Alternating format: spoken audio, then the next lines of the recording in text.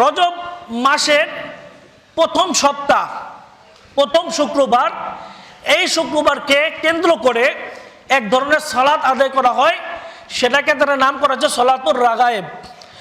যেই সালাতটি 12 বা 20 রাকাত পর্যন্ত, প্রথম রাকাতে সূরা ফাতিহা এবং সূরা ইখলাস 10 বার এবং রুকুতে বসে সূরা দুরূদ শরীফ পড়তে হয় 3 বার। এই ধরনের বিভিন্ন সালাতের নিয়ম তৈরি করা হয়েছে, আদৌ যেগুলো কোরআন এবং সুন্নাহ দ্বারা প্রমাণিত নয়। এবং এই সমস্ত আমল করার জন্য উৎসাহ প্রদান করা বা এগুলো আমল করার জন্য মানুষকে আহ্বান করা সম্পূর্ণ বিদআতি কর্মকলাপের অন্তর্ভুক্ত। সমস্ত প্রশংসা, সমস্ত তারিফ ও গুণগান সে মহান মহিয়ান রব্বুল ইজ্জাতের জন্য, যিনি সুমহান আরশের অধিপতি, যিনি এক অদ্বিতীয়, যার কোনো শরীক নেই। আমরা সে রব্বের নিমিত্তে প্রশংসা জ্ঞাপন করছি, সকলেই বলি আলহামদুলিল্লাহ। দরুদ ও সালাম বর্ষিত হোক সকল নবী রাসূলের উপর, বিশেষ করে সর্বকালের সর্বশ্রেষ্ঠ মানব, যেই মহামানব রব্বুল আলামিনের ইচ্ছায়, রব্বুল আলামিনের আহ্বানে বাইতুল্লাহ থেকে বাইতুল মুকাদ্দাস থেকে সপ্তম আকাশ অতিক্রম করে সিদরাতুল মুনতাহা পর্যন্ত আল্লাহ রব্বুল আলামিন যাকে ভ্রমণ করিয়ে উড্ডীন করিয়ে নিয়ে গিয়েছেন, যিনি মহাজগৎ পাড়ি দিয়ে বিশ্বজগৎ ভ্রমণ করেছেন, যিনি দেখেছেন কিভাবে মানবতা মুক্তি পাবে এবং কিভাবে মানবতা ধ্বংস হবে, সেই মানবতার অতন্দ্র প্রহরী বিশ্ব মানবতার মুক্তির দূত মুহাম্মদ মুস্তাফা সাল্লাল্লাহু আলাইহি ওয়াসাল্লামের উপর সংক্ষিপ্ত দুরূদ পাঠ করছি, সাল্লাল্লাহু আলাইহি ওয়াসাল্লাম। সম্মানিত মসজিদের মুসল্লি ইকরাম, আমাদের দরজায় বারবারই নাড়া দিচ্ছে রমজানুল মুবারকের নাম। আমাদের মাঝে চলে এসেছে রজব মাস, যেই মাসটি পৃথিবীর সূচনা লগ্ন থেকেই আল্লাহ রব্বুল আলামিন যেই মাসকে সম্মানিত করেছেন, যেই মাসে যুদ্ধ বিগ্রহ জুলুম নির্যাতনকে নিষেধ করে দিয়েছেন, সেই রজব মাস আমাদের মাঝে উপস্থিত হয়েছে। এই মাসকে কেন্দ্র করে আমাদের সমাজ সহ গোটা পৃথিবীতে কিছু এমন কার্যকলাপ অনুষ্ঠিত হয়ে থাকে যে কাজগুলো মূলত আইয়ামে জাহিলিয়া আরবের মূর্তি পূজারী মুশরিকগণ করে থাকতেন। এটা ছিল তাদের সামাজিক এবং ধর্মীয় কালচার, যেটাকে আল্লাহ রাসূল সাল্লাল্লাহু আলাইহি ওয়াসাল্লাম জাহিলিয়াত বলে তার পদতলে পিষ্টিয়ে দিয়ে গিয়েছিলেন। কিন্তু সেই জাহিলিয়াতকে পুনরায় আমাদের মাঝে, আমাদের মধ্যে থেকেই একটু মুসলিম রসম রেওয়াজ হিসাবে পালন করছে। নাউযু বিল্লাহি মিন যালিক।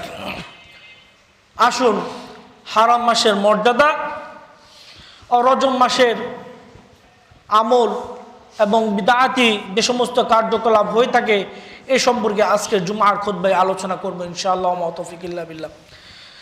মহান রব্বুল আলামিন সূরা তাওবার 36 নং আয়াতে ইরশাদ করেছেন, ইন্না ইদ্দাতাশ শুহুরি ইনদাল্লাহ 12 শাহরান ফি কিতাবিল্লাহ। আল্লাহ রাব্বুল আলামিন আকাশ এবং জমিন সৃষ্টি করার প্রারম্ভকালে থেকেই 12টি মাসকে নির্ধারণ করেছেন পৃথিবীর মাস এবং দিন গণনা করার জন্য, পৃথিবীর একটি বছর গণনা করার জন্য। ফিহা আরবাআতু হুরুম, আর এই 12টি মাসের মধ্যে 4টি মাস রয়েছে, যে 4টি মাসকে আল্লাহ রাব্বুল আলামিন বিশেষ মর্যাদা দিয়েছেন। কেমন মর্যাদা? আল্লাহ রাব্বুল আলামিন বলেন, যালিকা দীনুল কাইয়্যিম, আর এটাই হচ্ছে সুপ্রতিষ্ঠিত দিন। যে নিয়ম, যে বিধান আল্লাহ তাআলা করে দিয়েছেন, এর বাইরে যাওয়া যাবে না। ফালা তাজলিমু ফীহিন্না আনফুসাকুম, তোমরা নিজেদের মাঝে নিজেরা এই হারাম মাসগুলোকে একে অপরের প্রতি জুলুম করো না। তাহলে উক্ত আয়াত থেকে আমরা যতটুকু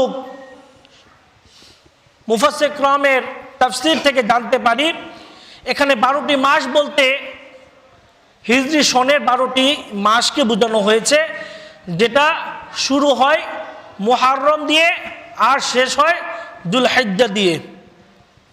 এই 12টি মাসের মধ্যে 3টি মাস যেটি লাগাতার এসেছে আমাদের মাঝে, সেটা কি যুলকদ, যুলহজ, মুহররম, এবং আরেকটি মাস হচ্ছে রজব, যেটাকে বলা হয়েছে মুজার গোত্রের নিকট সম্মানিত। আরবের লোকেরা রজব মাসের নামটিকে পরিবর্তন করে অন্য মাসে এটাকে ব্যবহার করতেন। মানে মাসের জায়গায় মাস থাকতো ঠিকই, কিন্তু মাসের নামটি চেঞ্জ করে নিজেদের ইচ্ছা মতো তারা যুদ্ধ বিগ্রহের ঘোষণা দিত। মানে আল্লাহ যেটাকে হারাম করে দিয়েছে তারা সেটাকে হারাম করে নিত নিজেদের কলা কৌশলের মাধ্যমে। সেটাকে আল্লাহ তাআলা নিষেধ করে দিয়েছেন যে এই 4টি মাসে কোনো ধরনের যুদ্ধ বিগ্রহ চলবে না, নিষেধ। কিন্তু মুজার গোত্রের লোকেরা এই রজব মাসকে কখনোই পরিবর্তন করতো না, সবসময় এটাকে এটার যথাযোগ্য মর্যাদা দিয়ে আসতেছিল। তাই আল্লাহ রাসূল সাল্লাল্লাহু আলাইহি সাল্লাম বিদায় হজ্জে যখন আলোচনা করছিলেন তখন একটি হাদিস উল্লেখ করেছেন, যেই হাদিসে আল্লাহ রাসূল সাল্লাল্লাহু আলাইহি সাল্লাম বলেছেন, আয-জামানু 12 শাহরান, যুগ বা বছর পরিচালিত হয় 12টি মাসের দ্বারা। মিনহা আরবাআতুন হুরুম, আর এই 12টি মাসের মধ্যে 4টি মাস রয়েছে আল্লাহর নিকট মর্যাদাশীল। সালাসাতুন মুতাওয়ালিয়াতুন, 3টি মাস হচ্ছে ধারাবাহিকভাবে চলে যায়, সেগুলো কি যুলকদ, যুলহজ, মুহররম। আরেকটি মাস হচ্ছে রজব, মুজার, মানে মুজার গোত্রের নিকট সম্মানিত যে মাস সেই রজব মাস, যেই মাসটি জামাদিউ সানি এবং শাবান 2 মাসের মধ্যবর্তী একটি মাস। তাহলে আমরা এই আয়াত এবং হাদিস দ্বারা যতটুকু বুঝতে পারছি যে রজব মাস আল্লাহ রাব্বুল আলামিনের নিকট একটি ফজিলতপূর্ণ মাস, যেই মাসের আলাদা একটি ইসলামে মর্যাদা রয়েছে।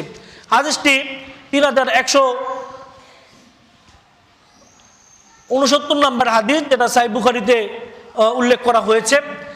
তো এই উক্ত আয়াত এবং হাদিস দ্বারা আমরা যতটুকু এখানে আলোচনায় বুঝতে পারছি যে আল্লাহ রাব্বুল আলামিন যে মাসকে নির্ধারণ করেছেন আমাদের জন্য মর্যাদাশীল হিসাবে, এই মাসকে আমাদের অবশ্যই মর্যাদা দিতে হবে এবং এই হারাম মাসে যুদ্ধ বিগ্রহ সহ সমস্ত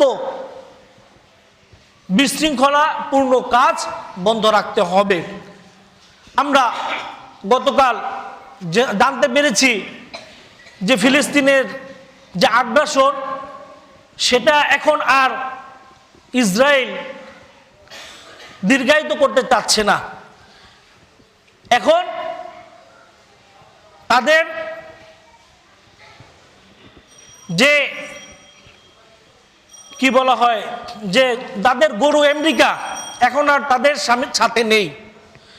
এখন তারা শান্তি চুক্তির জন্য হামাসের সাথে আহ্বান জানিয়েছে। এটা ইসরায়েলের জন্য পরোক্ষভাবে একটি পরাজয় এবং হামাস এবং ফিলিস্তিনের জন্য একটি বিজয়।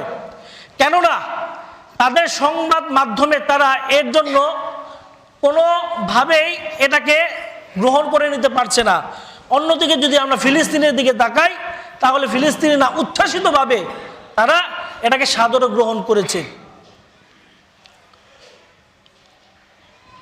সম্মানিত উপস্থিতি, ইসরায়েল যে আগ্রাসন ফিলিস্তিনের উপরে চালিয়েছে, এই আগ্রাসন যদি কোনো মুসলিম কোনো অমুসলিম দেশের উপরে চালাতো, তাহলে মুসলমানদেরকে নাস্তানাবুদ করার জন্য কুফফাররা সবাই একত্রিত হয়ে যেত। কারণ এই পৃথিবীতে একটি হিংস্র প্রাণীর তার দাম রয়েছে, কিন্তু মুসলমানদেরকে গুলি করে মারা হচ্ছে, তাদের কোনো মানবাধিকার নেই। এটাকে শুধুমাত্র আইওয়াশ করার জন্য হিউম্যান রাইটস নামে নামকরণ করা হয়েছে। এই হিউম্যান রাইটস অনলি ফর নন মুসলিম, এই মানবাধিকার শুধু অমুসলিমদের জন্য, মুসলিমদের জন্য কোনো মানবাধিকার নাই। এটা জাস্ট আমাদের আইওয়াশ করার জন্য এই বিধান করেছেন। যাই হোক, আল্লাহ রাব্বুল আলামিনের কাছে দোয়া করি, আল্লাহ রাব্বুল আলামিন ফিলিস্তিনি ভাইদের যা ধ্বংস হয়েছে তার চেয়ে উত্তম জিনিস আল্লাহ রাব্বুল আলামিন তাদেরকে দান করুক, এবং যাদের পিতামাতা হারিয়েছে, যাদের শিশু সন্তান হারিয়েছে, আল্লাহ রাব্বুল আলামিন তাদেরকে উত্তম দাজায় দান করুন এবং তাদেরকে ধৈর্য ধারণ করার তৌফিক দান করুক, আল্লাহুম্মা আমিন। জাহেলি যুগে রজব মাসকে তারা কিভাবে গ্রহণ করত? আবু রাজা আতারিদা রাদিয়াল্লাহু তাআলা আনহু তিনি বলেন যে জাহেলি যুগে আমরা যে কোনো একটি পাথর, সেই পাথরকে আমরা সম্মান করতাম, তাকে পূজা করতাম।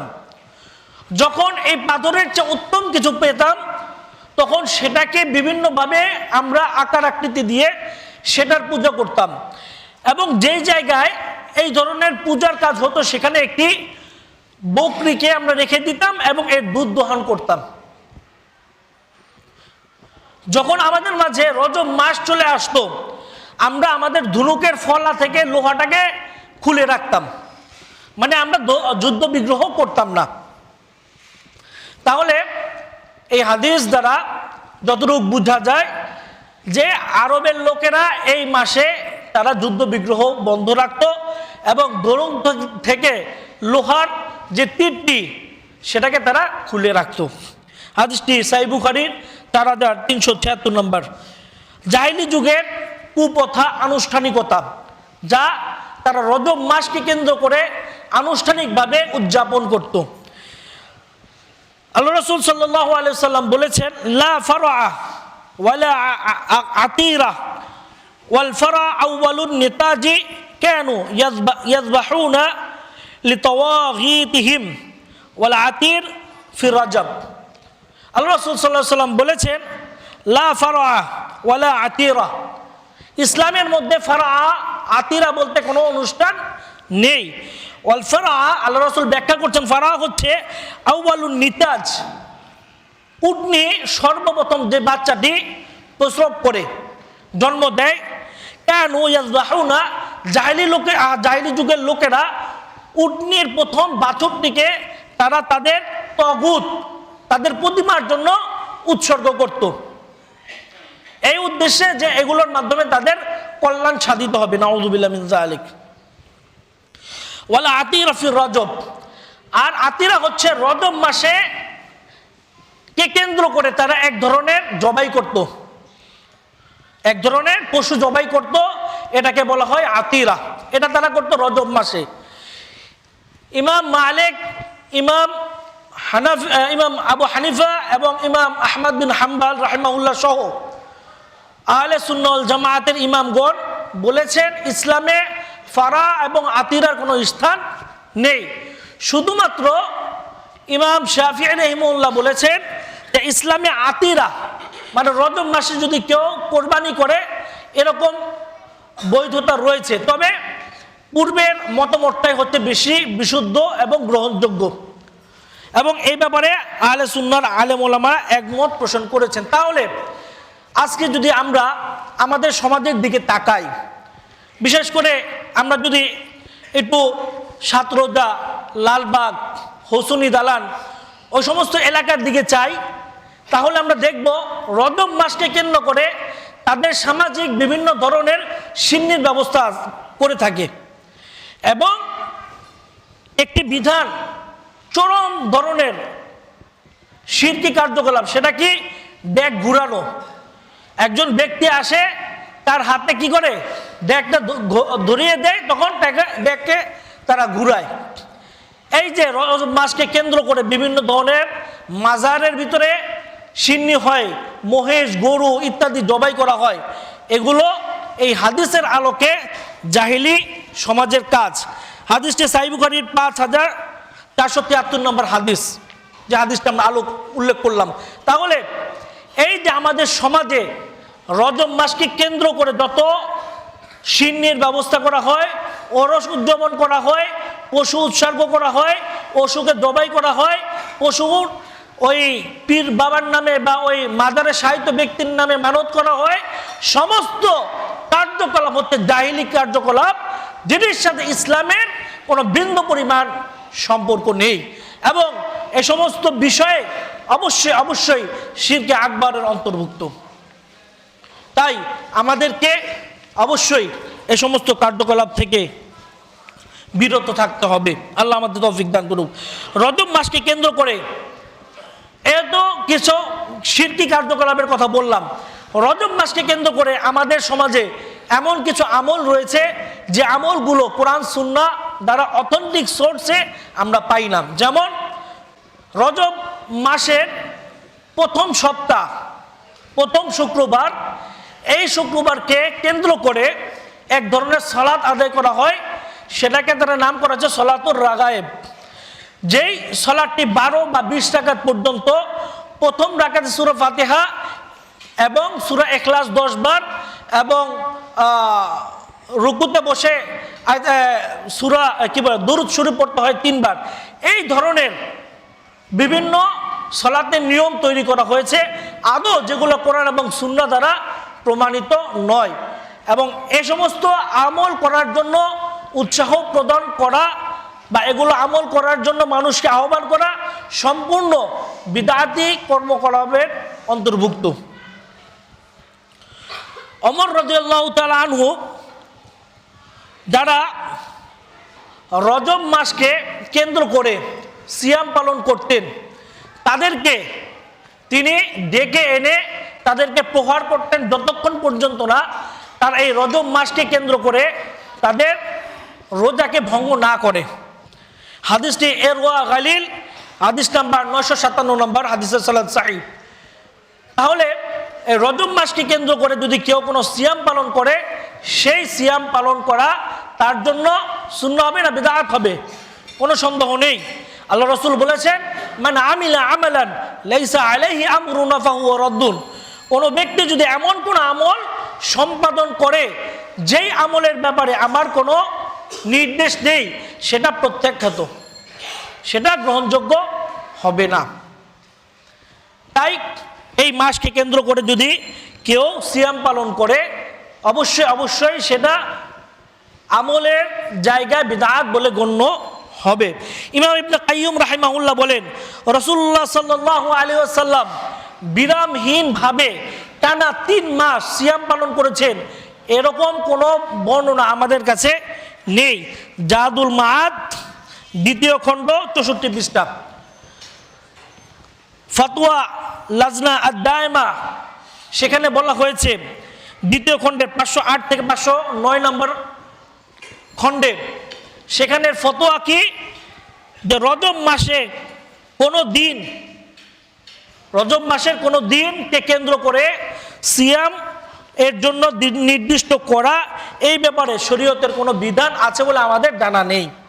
তাহলে সৌদি আরবের সর্বোচ্চ ফতোয়া বোর্ড, তাদের কাছে যদি জানা না থাকে, তাহলে আপনার আর আমার কাছে যদি এর ফতোয়া থাকে, কোনটা গ্রহণযোগ্য হবে?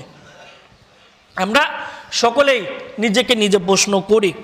কারণ আল্লাহ রাসূল সাল্লাল্লাহু আলাইহি ওয়াসাল্লাম তিনি এই দ্বীনের ব্যাপারে কোনো কিছু গোপন করেছেন, এমন বিশ্বাস করা কুফরি, এমন বিশ্বাস করা অবশ্যই কুফরি। কেননা আল্লাহ রাসূল সাল্লাল্লাহু আলাইহি ওয়াসাল্লাম এই দ্বীনের ব্যাপারে কোনো কিছুই উম্মতের জন্য গোপন করে যাননি, এবং তিনি নিজের পক্ষ থেকেও কোনো কিছু বলেননি। আল্লাহ রাব্বুল আলামিন বলেছেন সূরা হাক্কার মধ্যে যে যদি আপনি নিজের পক্ষ থেকে কোনো কিছু বানিয়ে বলার চেষ্টা করুন, তাহলে আপনি ডান হাতকে আমি ধরবো এবং আপনি কণ্ঠনালীকে আমি রোধ করে ফেলবো। আল্লাহু আকবার। আল্লাহ রাসূলকে যদি এত ভয়ঙ্কর বিদআতের ব্যাপারে বলে থাকেন, তাহলে আমরা কিভাবে বিদআত পূর্ণ আমলের দিকে অগ্রসর হই? রজব মাসকে কেন্দ্র করে ওমরা করা, কারো যদি এই মাসকে কেন্দ্র করে টাইম বা ডেট পড়ে যায় সেটা কোনো সন্দেহ নেই, কিন্তু এই মাসে ওমরা করলে এক্সট্রা কিছু সওয়াব পাওয়া যাবে, এরকম মন মানসিকতা নিয়ে যদি রজব মাসে কেউ ওমরা করলে অবশ্যই এটা বিদআত হবে। আল্লাহ রাসূল সাল্লাল্লাহু আলাইহি ওয়াসাল্লামের একটি হাদিস, যে হাদিসটি উরওয়া বিন জুবায়ের রাদিয়াল্লাহু তাআলা আনহু বর্ণনা করেছেন। একদা আয়েশা রাদিয়াল্লাহু তাআলা আনহার বাড়ির পাশে উরওয়া ইবনে জুবায়ের তারা আলাপ আলোচনা করেছিলেন ইবনে ওমরের সাথে, মানে ওমর রাদিয়াল্লাহু তাআলার ছেলের সাথে, আব্দুল্লাহ ইবনে ওমর। তখন ইবনে ওমর রাদিয়াল্লাহু তাআলা আনহুকে জিজ্ঞেস করেন উরওয়া ইবনে জুবায়ের যে আল্লাহ রাসূল সাল্লাল্লাহু আলাইহি ওয়াসাল্লাম জীবনে কয়বার হজ করেছেন, কয়বার উমরা করেছেন? তিনি বলেন যে আল্লাহ রাসূল সাল্লাল্লাহু আলাইহি ওয়াসাল্লাম 4 বার উমরা করেছেন এবং একবার তন্মধ্যে রজব মাসে উমরা করেছেন। উরওয়া ইবনে জুবায়ের তিনি শুনতে পেলেন যে উম্মাহাতুল মুমিনিন আয়েশা রাদিয়াল্লাহু তাআলা আনহা মেসওয়াক করছিলেন। কি করছিলেন? মেসওয়াক করছিলেন। পর্দার আড়াল থেকে তিনি উম্মাহাতুল মুমিনিনকে জিজ্ঞেস করলেন, হে আমাদের মা, আপনি কি ইবনে ওমরের কথা শুনতে পাননি যে ইবনে ওমর কি বলেছে? তিনি বললেন যে না, আমি তো শুনতে পাই নাই, কি বলেছে ইবনে ওমর? তিনি উরওয়া রাদিয়াল্লাহু তাআলা আনহুকে জিজ্ঞেস করলেন। উরওয়া ইবনে জুবায়ের বললেন যে তিনি বললেন যে আল্লাহ রাসূল 4 বার উমরা করেছেন, তার মধ্যে একবার রজব মাসে করেছেন। আয়েশা রাদিয়াল্লাহু তাআলা আনহা বললেন যে আল্লাহ রাসূল সাল্লাল্লাহু আলাইহি ওয়াসাল্লাম 4 বার উমরা করেছেন, এই কথা ঠিক, কিন্তু রজব মাসে উমরা করেছেন একবার, এই কথা ঠিক নয়। হাদিসটি সহিহ বুখারী 1775, 4253। তাহলে আল্লাহ রাসূল সাল্লাল্লাহু আলাইহি ওয়াসাল্লাম রজব মাসে উমরা করেছেন বলে এই ধরনের কোনো আমল বিশুদ্ধ হাদিস দ্বারা প্রমাণিত নয়।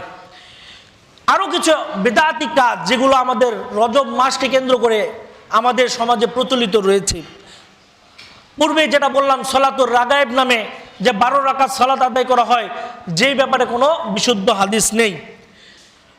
আরেকটি বিশ্বাস করা হয় বা রাষ্ট্রীয়ভাবেই এটা পালন করা হয়, 27শে রজব শবে মেরাজ সংগঠিত হয়েছে। ঐতিহাসিকভাবে যদি এটাকে পর্যালোচনা করতে চাই, এই শবে মেরাজ বা মেরাজ কবে সংগঠিত হয়েছে এই ব্যাপারে একাধিক মতামত রয়েছে। কেউ বলেছেন রমজানুল মোবারকের 17 তারিখে হয়েছে, কেউ বলেছেন রমজানের 27 তারিখে হয়েছে, কেউ বলেছেন শাওয়ালে হয়েছে, শাওয়াল মাসে হয়েছে, কেউ বলেছেন দুলকাদ মাসে হয়েছে। এই ব্যাপারে প্রায় একাধিক মতামত রয়েছে। যুক্তির খাতিরে যদি ধরেও নেই যে 10ম হিজরির রজব 27শে রজবে হয়েছে, তাহলে রজব 10ম হিজরিতে খাদিজাতুল কুবরা রাদিয়াল্লাহু তাআলা আনহা মৃত্যুবরণ করেছেন কি মাসে? তিনি মৃত্যুবরণ করেছেন শাওয়াল মাসে। কিন্তু খাদিজা রাদিয়াল্লাহু তাআলা আনহু যখন জীবিত ছিলেন তখন সালাত ফরজ হয়নি, আর সালাত ফরজ হয়েছে মেরাজ থেকে আসার পর।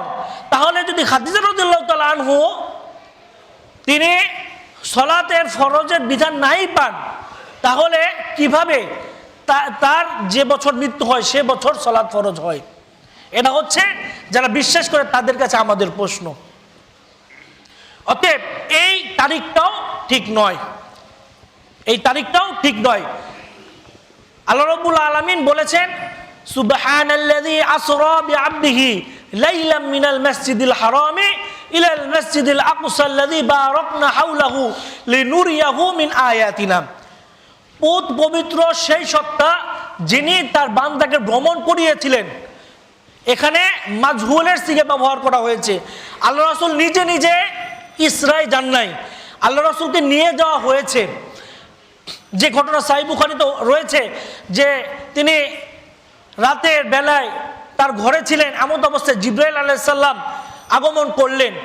আগমন করার পর তার ঘরের ছাদ খুলে গেল, উন্মুক্ত হয়ে গেল। জিবরাইল আলাইহিস সালাম তাকে নিয়ে গেলেন এবং তার সিনা চাক করে তার অন্তরকে জমজমের পানি দ্বারা পরিশুদ্ধ করলেন। এরপর তাকে নিয়ে ভ্রমণ করলেন এক রাত্রিতে বাইতুল মুকাদ্দাস। সে সময় মক্কা থেকে বাইতুল মুকাদ্দাস যাওয়ার পথ ছিল প্রায় 6 মাসের অধিক। এক রাতে তিনি বাইতুল মুকাদ্দাসে গেলেন। সেখানে যে রফরক বা বোরাক নামক বাহনকে রেখে বাইতুল মুকাদ্দাসের দরজার সামনে বেঁধে তিনি সালাত আদায় করলেন সমস্ত নবীদেরকে নিয়ে। এরপর তিনি সেখান থেকে ঊর্ধ্বগমন করলেন জিবরাইল আলাইহিস সালামের সাথে প্রথম আকাশে গেলেন। সেখানে যাওয়ার পর জিজ্ঞেস করা হলো যে কে? বলা হলো জিবরিল। কে আছে আপনার সাথে? আমার সাথে মুহাম্মদ রয়েছে। জিজ্ঞেস করা হলো তাকে কি নিয়ে আসার জন্য অনুমতি দেওয়া হয়েছে? তিনি বললেন যে হ্যাঁ, তাকে নিয়ে আসার জন্য অনুমতি দেওয়া হয়েছে। প্রথম আকাশের দরজা খোলা হলো।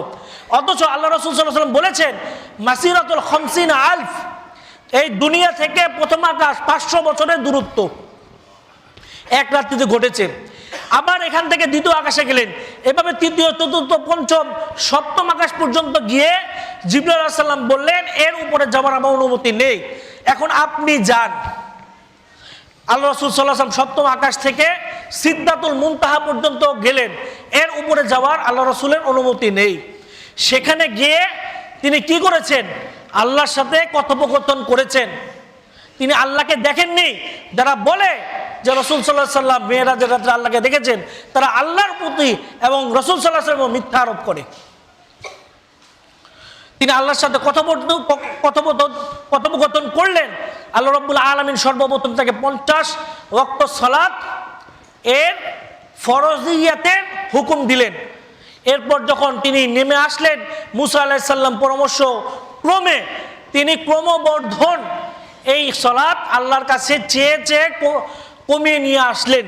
সর্বশেষ 5 ওয়াক্ত সালাতকে দেয়া হলো এবং আল্লাহর পক্ষ থেকে বলা হলো এটাই আপনার উম্মার জন্য অবধারিত ফরজ আমল। যারা 5 ওয়াক্ত সালাত আদায় করবে আমি আল্লাহ তাদেরকে 50 ওয়াক্ত সালাতের সওয়াব দান করব। সুবহানাল্লাহ। কেননা এই উম্মতে মুহাম্মাদের জন্য আল্লাহর বিশেষ একটি রহমত। তারা যদি একটি ভালো কাজ করে তাহলে তাদেরকে 10টি নেকি দেওয়া হয় বা 10 গুণ বৃদ্ধি করে দেওয়া হয়। আর একটি যদি পাপ করে তাহলে একটি গুনাহ লেখা হয়। এটা হচ্ছে উম্মতে মুহাম্মাদের জন্য আল্লাহ রাব্বুল আলামিন এর পক্ষ থেকে বিশেষ একটি রহমত, একটি নিয়ামত। এরপর তিনি জান্নাত জাহান্নাম দেখলেন। সেখানে দেখলেন যে মিথ্যা যারা আল্লাহ এবং আল্লাহ রসুলের নামে দ্বীনের ব্যাপারে মিথ্যা কথা, মিথ্যা হাদিস, মিথ্যা এবং বিভিন্ন গল্প গুজব দিয়ে মানুষদেরকে পথভ্রষ্ট করে তাদের কি পরিণত হয়েছে সেটি নিজের চোখে দেখলেন। তিনি দেখলেন যারা জীবনে দুনিয়া থাকা অবস্থায় এক ভাই আরেক ভাইয়ের গীবত করে মুসলিম হওয়া সত্ত্বেও তাদের কি শাস্তি রয়েছে, তাদের জন্য কি শাস্তি রয়েছে তিনি দেখলেন এক শ্রেণীর যুবক যুবতী তাদেরকে নগ্ন করে বিশাল আকৃতির পাত্রের মধ্যে ডুবন্ত পানির বলকান হচ্ছে, সেখানে তারা নিচ থেকে উপরে উঠছে, উপর থেকে নিচ নামছে। আল্লাহু আকবার, সুবহানাল্লাহি ওয়া বিহামদিহি, সুবহানাল্লাহিল আযীম। এই যে নারী পুরুষ অবাধ মিলেমিশা এবং বেপর্দা যে সয়লাভ হয়ে গিয়েছে, ফ্রি মিক্সিং, লিভ টুগেদার ইত্যাদি ইত্যাদি যত পরিভাষা বর্তমান সময়ে জন্ম হয়েছে, সমস্ত কিছু এটি জাহান্নামে নিয়ে যাবে আমাদেরকে। অতএব একজন মুসলিম হিসাবে আমাকে অবশ্যই দায়িত্বশীল হতে হবে। কেননা আমি আমার পরিবারের প্রতি দায়িত্বশীল যদি না হই তাহলে আমাকেও জাহান্নামে দেওয়া হবে, আমার পরিবারকেও জাহান্নামে দেওয়া হবে। অতএব আমাদেরকে সতর্ক থাকতে হবে। তিনি দেখলেন সেই দিন সুদখোর যারা সুদ খেয়ে এবং সুদকে বিভিন্ন সমিতির নামে নামকরণ করা হয়, বিভিন্ন নামে সুদকে হালাল করেছে, তাদের পরিস্থিতি কি হবে সেদিন তিনি দেখে আসলেন। এই যে ভয়াবহ চিত্র, তিনি এক রাতে সমস্ত কিছু দেখে আসলেন। তিনি দেখলেন একটি ঝকঝকে চকচকে বিশাল একটি গৃহ। জিজ্ঞেস করলেন যে এই গৃহটি কার? তিনি বললেন এই গৃহটি আপনার উম্মতের অমুক ব্যক্তি, যে যখনই অজু করে তখনই 2 রাকাত সালাত আদায় করে, যখনই মসজিদে ঢুকে তখনই বসার পূর্বে 2 রাকাত সালাত আদায় করে। আল্লাহ রাসূল সাল্লাল্লাহু আলাইহি ওয়াসাল্লাম মেরাজ থেকে এসে বেলালকে জিজ্ঞেস করলেন, বেলাল তুমি কি এমন আমল করো, জান্নাতে তোমার জন্য এত সুন্দর চকচক ঝকঝক একটি ঘরের ব্যবস্থা করেছে আল্লাহ তাআলা? বললেন যে আল্লাহ রাসূল আমি তো তেমন কিছু করি না, যখন ওযু করি তখন 2 রাকাত সালাত আদায় করি, মসজিদে ঢুকলে বসার পূর্বে 2 রাকাত সালাত আদায় করি, দ্যাটস ইট, এতটুকু কি করি, এর চেয়ে বেশি কিছু করি না। তো আল্লাহ রাসূল বললেন যে তোমার এই আমলটা আল্লাহ রাব্বুল আলামিন কবুল করে নিয়েছে। সুবহানাল্লাহ। জান্নাতে একটি সুন্দর প্রাসাদ দেখে তিনি আশ্চর্যান্বিত হয়ে গেলেন এবং ভিতর থেকে জুতার শব্দ পেলেন। আল্লাহ রাসূল জিবরাইল আলাইহিস সালামকে জিজ্ঞেস করলেন যে এটা কার, এই প্রাসাদটি কার? আল্লাহ রাসূল সাল্লাল্লাহু আলাইহি সাল্লামকে বলা হলো এটা হচ্ছে আপনার উম্মতের ওমর বিন খাত্তাবের প্রাসাদ। সুবহানাল্লাহ, আল্লাহু আকবার। যে তারা দুনিয়ায় থাকা অবস্থায় জান্নাতের সার্টিফিকেট পেয়ে গিয়েছে, অথচ সীমালঙ্ঘনকারী, গোমরা, পথভ্রষ্ট শিয়ারা আবু বকর, ওমর, উসমান সহ রাদিয়াল্লাহু আনহুম আজমাইন তাদেরকে বিভিন্ন গালাগালি করে এবং তাদের নামে সবসময় লানত করতে থাকে। আল্লাহ রাব্বুল আলামিন এই পথভ্রষ্ট জাতিকে হেদায়েত দান করুক, আর তাদের ভাগ্যে হেদায়েত না থাকলে তাদেরকে ধ্বংস করে দিন, আমিন। সম্মানিত উপস্থিতি, এই যে মেরাজের সংক্ষিপ্ত আলোচনা, এই যে সংক্ষিপ্ত ঘটনা, এখান থেকে আমরা কি শিক্ষা পাই? এখান থেকে সর্বশ্রেষ্ঠ শিক্ষা হচ্ছে মহান রব্বুল আলামিন তিনি সত্তায় সব জায়গায় বিরাজমান নন। তিনি আরশের উপর, সপ্তম আকাশের উপরে আরশের উপর সমুন্নত। এটাই হচ্ছে আহলে সুন্নাহ ওয়াল জামাতের আকীদা। এখান থেকে আরো শিক্ষা পাই যে সালাত শুধুমাত্র রফুল ইয়াদাইন, বুকে হাত, এর মধ্যে সীমাবদ্ধ একটি ইবাদত নয়। এটা এমন একটি ইবাদত যে ইবাদতের মাধ্যমে একজন বান্দা তার রবের সাথে সরাসরি কথা বলতে পারে। সুবহানাল্লাহ। সালাত এমন একটি ইবাদত যে ইবাদতকে আল্লাহ রাসূল সাল্লাল্লাহু আলাইহি সাল্লামকে দেওয়ার জন্য আল্লাহ তাআলা নিজে তার কাছে নিয়ে গিয়ে তারপর এটাকে উপহার হিসেবে দিয়েছেন। সালাত এমন একটি ইবাদত যেই ইবাদত করার মাধ্যমে কিয়ামত দিবসে বান্দার সমস্ত আমলের হিসাব নেওয়াকে আল্লাহ সহজ করে দিবেন। অতএব আল্লাহ রাসূল মৃত্যুর পূর্বে একটি কথা বলেছেন, তোমরা সালাতের প্রতি যত্নশীল হও, তোমরা সালাতের প্রতি যত্নশীল হও, তোমরা সালাতের প্রতি যত্নশীল হও, এবং তোমাদের আন্ডারে যারা দাস দাসী রয়েছে, চাকর চাকরানি রয়েছে, তাদের ব্যাপারে তোমরা যত্নশীল হও। তাই আসুন মেরাজ থেকে আমরা শিক্ষা লাভ করি। মেরাজের দিবস, দিন, ক্ষণ পালন করে কোনো সওয়াব নেই। মেরাজে কি সংঘটিত হয়েছে, এখান থেকে কি শিক্ষা পাই, এই শিক্ষাগুলো নিয়ে যদি আমরা আমাদের জীবনকে সাজাতে পারি তাহলেই আমাদের জীবন সার্থক হবে। তিনি যখন মেরাজ থেকে আসার পর আহলে মক্কাকে এই ঘটনা বর্ণনা করলেন, তখন তারা হাসতে হাসতে উপহাস করতে থাকলেন মুহাম্মদ সাল্লাল্লাহু আলাইহি সাল্লামকে। এই পাগল বলে কি, এ তো মনে করতাম একটু মানে সমস্যা আছে, এখন তো পুরাই গেছে, নাউজুবিল্লাহ মিন যালিক। তারা উপহাস করতে থাকলেন আল্লাহ রাসূল সাল্লাল্লাহু আলাইহি সাল্লামকে। ইতিপূর্বে সিরিয়ায় যে ব্যবসায়ী দল গিয়েছিল তাদের একজন প্রধান সম্ভবত আবু সুফিয়ান ছিলেন। সে জিজ্ঞেস করলো যে মুহাম্মদ, বাইতুল মুকাদ্দাসের কোন জায়গায় কি আছে আমার মুখস্থ, তুমি বলো তো অমুক জায়গায় কি আছে। আল্লাহ রাব্বুল আলামিন মুহাম্মদ সাল্লাল্লাহু আলাইহি সাল্লামের চোখের সামনে পুরা একদম চকচকে ঝকঝকে দৃশ্য নিয়ে আসলেন। আল্লাহ রাসূল দেখলেন আর বললেন, দেখলেন আর বললেন, তার আশ্চর্য হয়ে গেল। তারপরে ঈমান আনয়ন করেনি। আবু বকর রাদিয়াল্লাহু তাআলা আনহুকে একজন এসে বলল যে তোমার বন্ধু কি বলে দেখো, সে নাকি এক রাত্রে বাইতুল মুকাদ্দাস গেছে, আবার সেখান থেকে সপ্তম আকাশের উপরে গেছে, আল্লাহর সাথে সাক্ষাৎ করেছে, কথা বলেছে, আবার সেই রাত্রে চলে এসেছে, এবার তুই কি 5 ওয়াক্ত সালাতও নিয়ে আসছে, তোমার বন্ধু বলে কি?